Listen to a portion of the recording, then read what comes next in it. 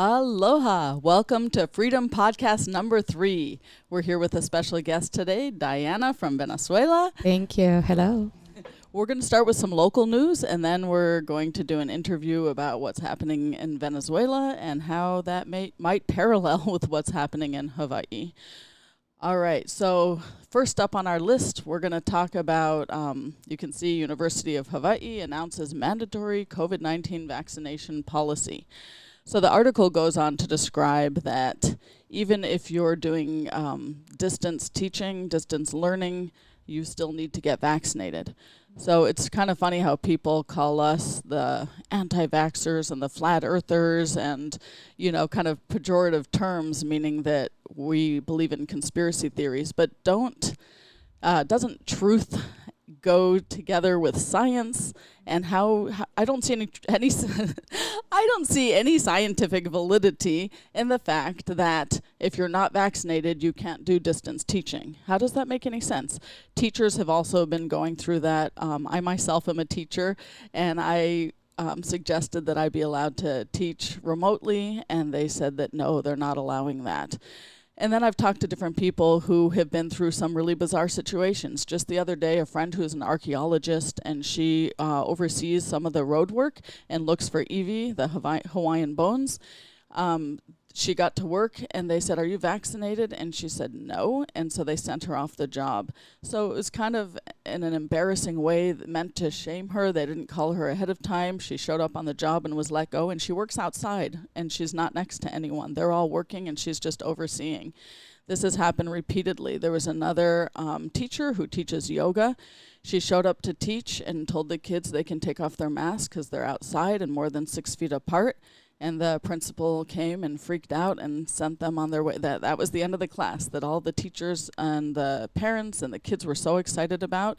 And it wasn't even following Hawaii mandates, because you're allowed to be outside 6 feet apart, breathing fresh air when you're in a group of like 10. And then there's a couple friends who were with a canoe group right here in Lanikai.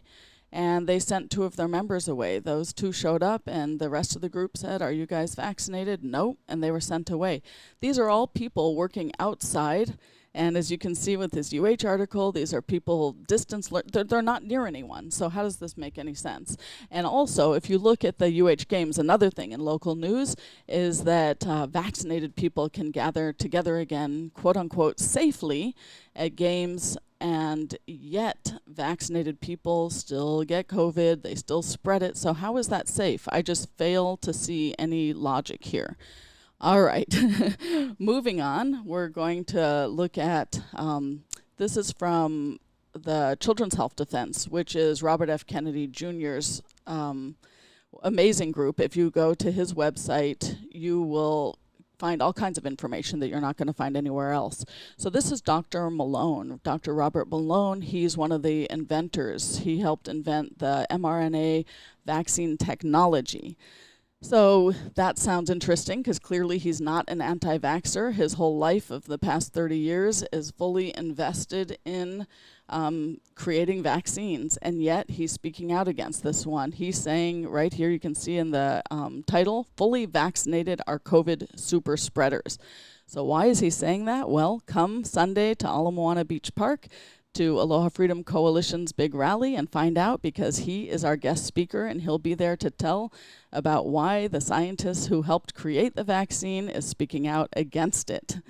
All right, moving on, we are going to interview Dayana. So Dayana, again, welcome to our podcast. And we heard, Dayana, if any of you were at the rally, at the march in Waikiki a couple Saturdays ago, Dayana spoke out very passionately. And so we really want to hear from her. And she's also going to be there at our Sunday rally. So please be there as well and see her in person. So Dayana, let's start with, you were born in Venezuela? I was. Okay. I was born in Venezuela, and I grew up like, non like middle class families here in the States. And, I just remember it was just, life was fun. I grew up close cousins, lots of cousins, friends, just like normal. And it was until I turned 17 that things started to change. That's when, I'm gonna back a little bit. 15 years old, the 1998, that's when Chavez took, he won the presidency. And what's interesting is that he actually won the election. And you might ask how. Well, if I backtrack, back 1992, he actually led a coup against the president. And it's because at that time that people were seeing some inconsistency, so the people were protesting. So Chavez rises up. He was military. So he attempted a coup and he failed. So he goes to jail for a couple of years. And it's until 1998 that he becomes president, because at the time people related to him. People thought this is the guy. He was the one that helped us out trying to get this previous president that we were tired, of, and we're no longer supporting. Well, he became the people guy, especially he related to the poor. So what begins to take place is just saddening, because what seems to be like a great idea, for instance, he started creating social programs to help the poor.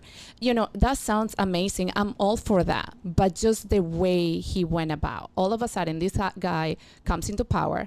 He has like a cash cow. And I'm talking about because Venezuela, it was rich in resources. In this case, oil reserve. So he have this. And then he has the power. So he was getting instruction from Cuba. That was their ally. So he was using the money from the oil reserve to sponsor the social programs, but he did in such a way that it was outrageous. I mean, you can totally see within a couple of years that things were going south. And by 2004, 2004, we did a recall. And what happened is, and I'm trying to speak fast because I don't have time to give, there is so much I can get into, but in 2004, we do a recall. Right before the recall, they get new machines. And I think it's important to see the parallels there. So they get new voting machines. They are the Smartmatic Dominions. So obviously we were not thinking anything about it except the opposition. That raised some question for the opposition. And what happened next is in midnight, the opposition is winning 60-40. Counting stops. Next thing we know, he won. So people were outraged because they were like, what happened? What just happened? So there was nothing we could do at the time because he had a lot of allies in different parts. And to make matters worse, and I think this is what settled that for him, core packing. The end of 2004, the majority of his ally won the assembly, which is Congress. And at the end of the year, once they had the power, they decided to change the law to increase the amount of judges. So from 20 to 32. So all of a sudden, they had 32 justices, and of course, on his favor. And the parallels are amazing. Yeah, socialism's great for anyone running it. For anyone underneath, it doesn't work, and we're about to hear what happened. So then, I didn't realize with Chavez it was already really bad. So then, let me know what happened. Let us know what happened when Maduro came in. Did it just quickly go? Oh my goodness, yes. Because that was 2004. Things are starting to decline. The economy. They were starting protesters. Now there is a wave of people rising up, but Chavez started to cause some intimidation, to trying to shut down voices, and we still had some level of freedom to speak, but yet slowly he began to shut down voices. He actually, in a bad way, wanted to nationalize everything. And that included the news media and things like there was only one news media that was still speaking out truth. But they didn't want it, then Chavez, and I don't remember exactly the year, I think it was around 2010 or so, he decided not to renew their license. So now you can imagine, now we don't have that news through news because now our news media is the mouthpiece for the government. So to fast forward more, he gets sick. 2013, he dies. And let me tell you, when Maduro takes, he takes the presidency because he was the successor, the country was in chaos. So he was basically like the vice president. The vice president, yes. And it was just terrible because this guy takes office when we are in a humanitarian crisis. We're in a crisis, but it became like a humanitarian crisis once Maduro got in power, because he actually just started to he went like a worse. You know why? He went to the extreme of what Chavez was doing, because he realized that at the time people were awakened. People realized this is not the way to move forward. So people that voted for Chavez were now against him, and they didn't want it. So they rigged the election because there was another guy who was trying to run with Maduro, because yes, he was the successor, but we are in a democracy. So yes, you took the presidency after he died, but now we need to elect the one we want. And the election was rigged, and from that point forward, the country got into a very bad crisis. Economic, we had food shortages, riots on the street at that point, because back in 2001, the police officers, the law enforcement was weaponized. Chavez started that he weaponized that against the citizens. So by 2014, Maduro. So to clarify that, when I say he weaponized law enforcement against us, so when Maduro takes presidency, it was no longer safe to go protest, because now he had law enforcement in a new group called Colectivos, that it was armed by the government. It was an armed group formed by the government. Obviously, at that time, we didn't know that. And this particular group was just terrorizing citizens and protesters. And we're talking about a gunpoint. They were just intimidating you, killing. So these are not in an official uniform. These aren't police. These are more like, can gangs. I say it, Antifa, like just gangs out on the street causing problems. Correct. And till this day, that group exists and continues to operate alongside the government to do dirty work. Amazing. So at what point did you or your family, I don't know if it's you or your whole family, leave Venezuela? And was it because of the strife that you left? Interestingly, when in 2004, when Chavez won the recall, I was already in the States. I came here to visit friends. And then during the year, 3 months later, I met who now is my husband. And I will say this, I cannot get into the details, but what I thought was going to be just a visit to explore a new country became the best and the most difficult decision I have ever made, because I needed to go back to Venezuela, and I decided that it was best for me, based on the current circumstances, for me to stay here and figure and just work out my paperwork to become a citizen, resident and a citizen, because I realized that the future of Venezuela was compromised. I didn't thought in a million years that it was going to get to the point that it is today. But because of that, I was able on 2017 to help my immediate family to flee Venezuela. It was painful.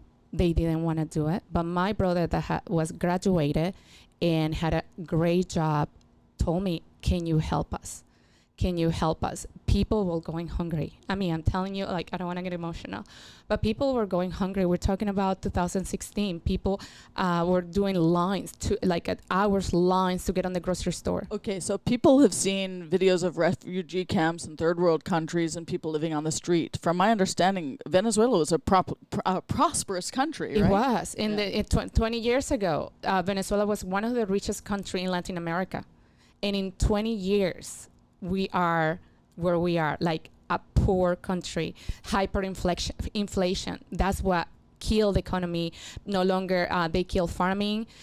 People, middle class is non-existent. So now you have an elite group and the poor people. And those pictures that you're seeing, that's what happened. That's the law enforcement. And I'm being honest, it was peaceful protest, because you have the Antifa trying to sabotage, and obviously who won't trying to defend themselves, but that was their excuse to use the law, not the law, just brutal, because that's the word, brutal.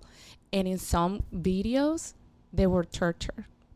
And people like this were taken to jail, and they were actually taken to court, like military court. I mean, the whole system there was just so messed up.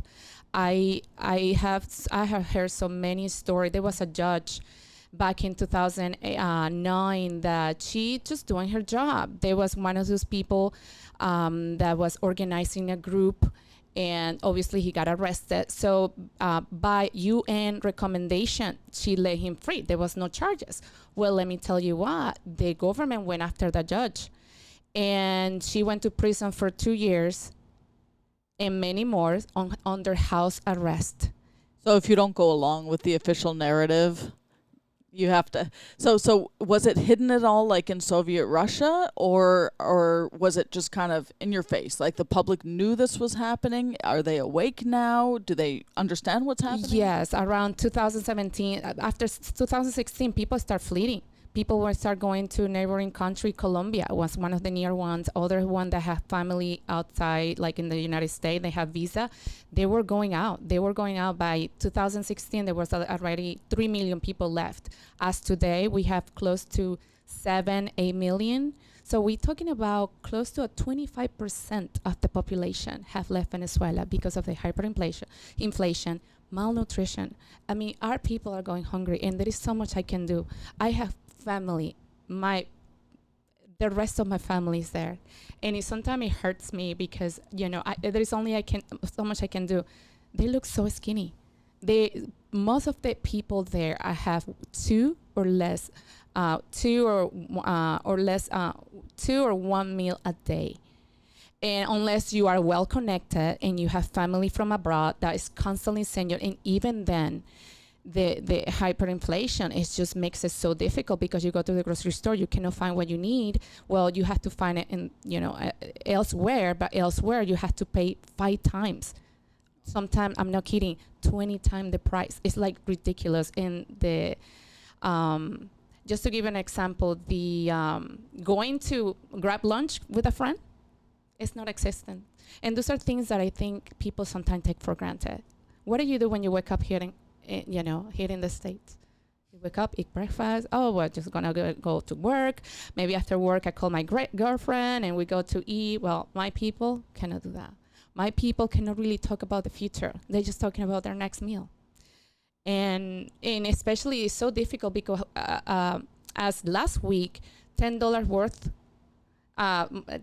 worth of money, it was honestly it meant like a full suitcase full of bolivares. That's how much is like it doesn't even make sense. Like 1 million bolivar, that's the highest denomination, was worth a week ago. And the reason I say a week ago is because they changed the currency again. It's the third time in 10 years they do that. So 1 million bolivar, it was worth less than 25 cents. Unbelievable. So this is a nation with rivers and water and farmland. Can you tell us, I mean, are people able to farm, or even that is very few people are doing their little, but he started taking land from people. He started taking the land because, like, well, you don't need all that. That was Chavez. He started all that. And a lot of people were seeing what was happening because he government want to take ownership of those places. So what happened is a lot of people just left. And because of that, he wanted to basically make it so difficult because he want to own places. He was still farming. You don't need that much land. There's people going hungry. So he was like right there. So people were going hungry, but yet he was killing farming. Everything else needed to be imported. Venezuela right now is not producing. So yes, a fertile land full of resources is not producing. So the people are going to are starving at the moment. So they're here in line at the supermarket. Is there anything in there, or is it just being highly rationed, and that's why there's this long line? No, it's a long line. I believe that was back in 2016. That time, certain people can only go to the grocery store on certain days. What did I mean? Because there was such a ration of food that according to the last digit of your Social Security, that you were able to go certain days. So families and friends say if you ended on number 5, your day was Thursday between this time and this time. So people were just in line waiting. And you know what's sad? That after 6 hours of waiting, sometimes people will come out of nothing, because by the time they made it inside, there was no more milk, rice, and just the basics. Right now you have options of toothpaste, something so basic. Down there is only one. Deodorant, shampoo, things like that we here just take for granted because you buy the favorite, the one that smells the best or whatever. Down there, you don't have an option. And so, yeah, right there, it's just sad. And it continues to be like that. It's not as bad. There is some more, you still find some food right now, but again, it's the prices. The salary is less than $3 right now. So this is socialism for you. Is there any kind of actual social system where the people are getting food? Are people like literally dying? Are there any social services that help? Not really. They are, but there is broken. It's broken. There is because the government nationalized grocery stores. So now they're in control of that. The problem with that is it's not more innovation. There is no competition. The government owns and controls everything. So now they choose what comes in, what goes out. So yes, people are dying, especially in the vicinities on the outskirts, the poorest. What do you call it? The outskirts of the cities, because there is malnutrition. There is no access to healthcare. There is no access to medicine. Medicine is scarce. You have to be basically sending it from Colombia or ship it from outside of the country. And the thing is that the government give a month. You have to sign up for a monthly box. But the box, honestly, for a family of 5, only lasts you 2 days. Once a month. And that's what he calls social. So yes, that's the problem with socialism. If there is one thing for the viewers to take away, out of all the things I'm saying, is take a deeper look of socialism. Take a deeper look what's going on and what has happened in my country, because socialism definitely destroy a very rich country and brought it to be like a beggar. My people are literally like begging for help. And on 2013, Maduro regime, Chavez regime, removed the Venezuela from the American Convention of Human Rights.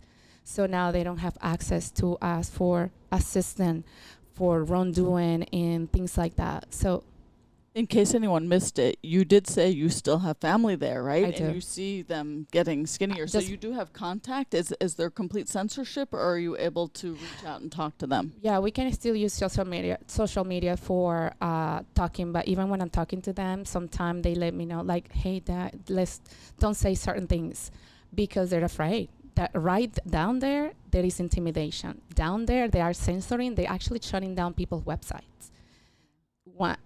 And there's crime too. You mentioned at one point your family's phone was stolen or something. Oh yeah, there is crime. I wouldn't be able to go out there with watches or your cell phone. You have to hide it. Sometimes you are on the public transportation, and here you come, a gang member shows up, and he said all he had to do is stop the vehicle, give me what you have, and there is nothing you can do because the judicial system there is broken. So what's happening with this picture? There's trash all over the streets. Is this from riots, or there's a line yes, there? that is riots. That is basically a father while his wife is doing the line. He is just basically with his little girl just waiting for, to be lucky to get something from the grocery store. Those are lines that people have to do a day. Even right now, people have to make long lines to even get gas in their car. And you think, gas? But you have one of the biggest oil reserve mismanagement. Right now, they don't work, and everything has to be imported. The price of oil went down in Venezuela in the hyperinflation. So yes, people are desperate. Wow. Okay, let's go through a couple more of these photos. So you had quite a large family, right? Yes, especially from my mom's side of the family. Well, both. My mom has 7 siblings, and they're all there with their kids.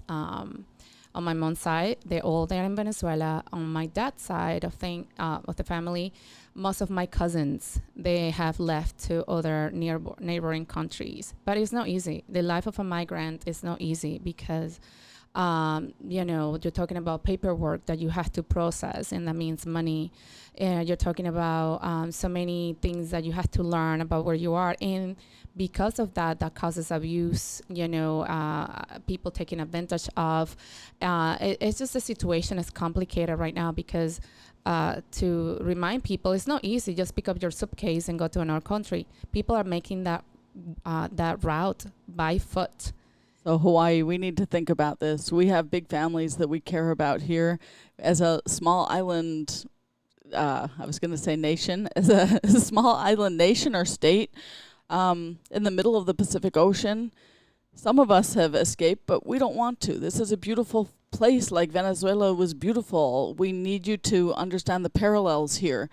And what do? We need to fight. So in a second, we're going to ask, maybe what we can do, but let's go through some of these pictures. Can you tell us? Not everyone reads Oh my goodness, Spanish. yeah, that was in the pandemic. That was 2020. Again, when you have a socialist government, they take advantage of any emergency situation to even crack down more on dissenting voices and on those who are against the government. So in this case, this is not political. This was simply people that were caught on the street without a mask, and because simply they didn't have access to one, or for whatever reason they didn't have it. So people that they caught on the street without a mask, even if they were by themselves, they were forced into social labor, community labor. So I can see it says, for not using a mask, I have to do community work. Yep, right? Yeah. That's exactly what they're doing right there. Migrating. This is people migrating to Colombia. That was just... Is the border open or? Yes. Well, they're being basically regulating things, but at the moment it's open. It's just they're checking paperwork, and I think again, yes, it is open, but I think that right now Colombia took like more than 1 million refugees. And what's happening is they're trying to do their best, but some refugees actually find themselves going back to Venezuela because of the pandemic. They can't even provide or sustain themselves right in Colombia, even with all the services and the help they have there. And with this, I said, going back to Venezuela after you left, let me tell you, it's like a blacklist. It's not a good idea because the regime makes it clear we are called traitors.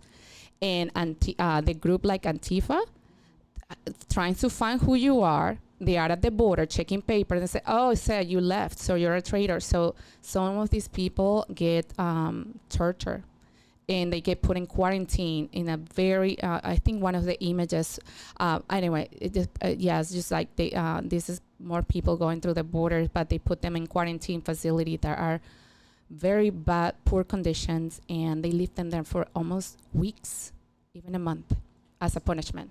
So dissenters, journalists, they're being actively arrested. Oh, yes. And tortured, like you said. Kidnapped, disappear. Do we have any hope? Because some of us, interestingly, maybe 90% of the island doesn't seem to understand and see that these mandates, we're not anti-vaxxers. This has nothing to do with the vaccine. We're worried about everything that comes with this whole COVID and the response to it, and the way that Ige and Green and our Langiardi, the mayor, are reacting to this. And it's just mandates, and then discrimination. And it's everything that we've seen in history with every communist socialist regime. So this is how Mao treated his people, destroyed all the farmlands, took everything over. Lenin, Stalin, they got rich. All the higher ups did fine, and our government's doing fine. And I've seen them laugh when they talk about some of the struggles we're going through, like, oh, those anti-vaxxers. We are anti-tyranny. We're anti-false information. We're pro-truth. And you're hearing here from Dayana the truth of what happens when you have a perfectly prosperous, beautiful country and terrible leaders who don't mind using it for their own good and harming the people. So can you tell us Is there hope? What could we perhaps do to counteract these problems? Yes, there is hope. And right now, here, Hawaii, America, you have a voice. That's what they took away from us, because they have this armed group. We don't have that. Yes, but you still have a rule of law on the land, and we need to preserve that. We need to preserve the Constitution. So now, while you have a voice, while you're able to be expressed, let's challenge, like she says, we are for truth. Why are they not showing us the fact that that supports their policies? They don't, because they don't have it. So we need to either do the things in the right way to vote these people out, because the government cannot be voted out. They already established their regime there. They are corrupt. So Michael, there is one thing you can take away, is this: just pause for a moment, think for yourself, and just take a deeper look at what happened in Venezuela and the humanitarian crisis that we are. And for me, stand up, voice your opinion, because this is not about vaccine or public health. This is about government controlling a socialist agenda. So my thing is, like, if I can tell you one thing, say no to the vax passport. Say no. The reason is because that has nothing to do to prevent the virus. That has nothing to do to keep people safe. It discriminates, and it gives these politicians all they need to control you, because what's going to keep them from telling them next year, you need this, or you need another one, or you need another one, in order to continue to do life. So again, say no to the vax passport, say no to tyranny, and find ways for us to unite and fight this the right way. You're not only going to be standing for the preservation of Hawaii freedom in America, but you will also be standing for those people that perhaps the story can never be told. Sorry. Because there is lots of Venezuelan migrants that have stories, the reason why they left, and I don't know them all, but again, Thank you so much. This is the first time in a while that Dayana has talked about some of the details and the freshness of all these stories that we can't even imagine, that she's been hearing all these years, and what she's seen in person is coming back. Come this Sunday, Ala Moana Beach Park. Music starts at about 3:30. It goes till 7, and you will hear from Dayana again live. Here's our poster. We have Dr. Robert Malone, who's going to be there. Thank you so much, Dayana, for being here with us. And that's the 3rd edition of Freedom Podcast, bringing you the truth to Hawaii, one podcast at a time. Aloha.